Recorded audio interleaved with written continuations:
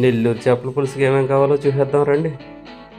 3 ఉల్లిపాయలు, 2 టమాటాలు, 4 పచ్చిమిర్చి, 1 మామిడికాయ, కరివేపాకు, కొత్తిమీర తీసుకుని కట్ చేసుకుని పక్కన పెట్టుకోండి.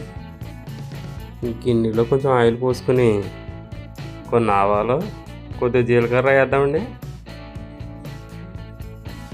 కొంచెం వేగనించాక ఉల్లిపాయ వేసుకుని వేపేద్దామండి. ఉల్లిపాయల్లో కొద్దిగా ఉప్పు, 1 స్పూన్ పసుపు వేసి కలుపుకొని కొంతసేపు వేగనిద్దామండి.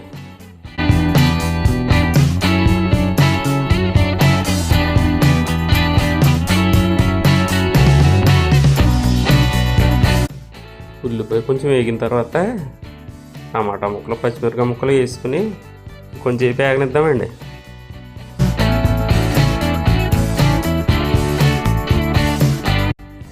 ఉల్లిపాయ మాత్రం వేగిన తర్వాత మనం ముందు తీసి పెట్టుకున్న చింతపండు గుజ్జు ఉంది కదండి, అది వేసుకుని కూరకు సరిపడా నీళ్ళు వేసుకుని 3 స్పూన్లు కారం వేసుకుని బాగా కలుపుకొని పులుసు చిక్కబడిదాకా వండిద్దామండి.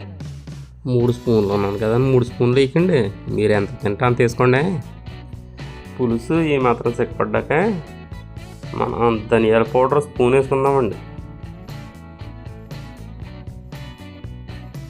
మనం కరివేపాకు తీసి పెట్టుకున్నాం కదండి, అది వేసి కొంచెం కలిపేసి చేప ముక్కలు వేసేద్దామండి.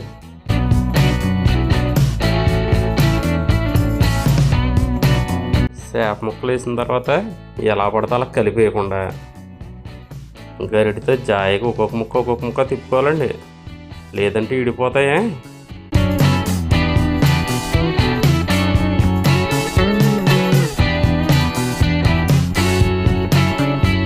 కూర అంతా అయిపోయింది. మామిడికాయ ముక్కలు మర్చిపోవడానుకుంటున్నారు కదా మీరు. మామిడికాయ ముక్కలు ఇప్పుడు వేసుకొని జాయిగా తిప్పుకోవాలండి, గరిటె పెట్టి కలపకూడదండి. గరిటె పెట్టి కలిపితే ముక్కలు విడిపోతాయండి.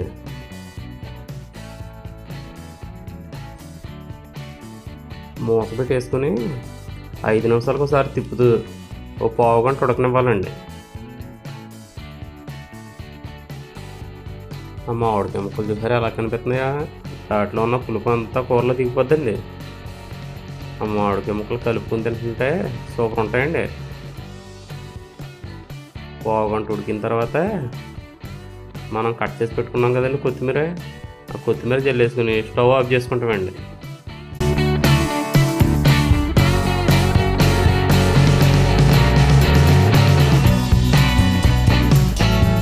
మొత్తం మీద చేపల పులుసు రెడీ అయిపోయిందండి. ఎలా ఉందో తిని చూద్దాం రండి. ఎలా ఉన్నా బాగుంది అంటాడు అనుకుంటున్నారేమో, మీరు కూడా ఒకసారి ఎలా ట్రై చేసి చూడండి.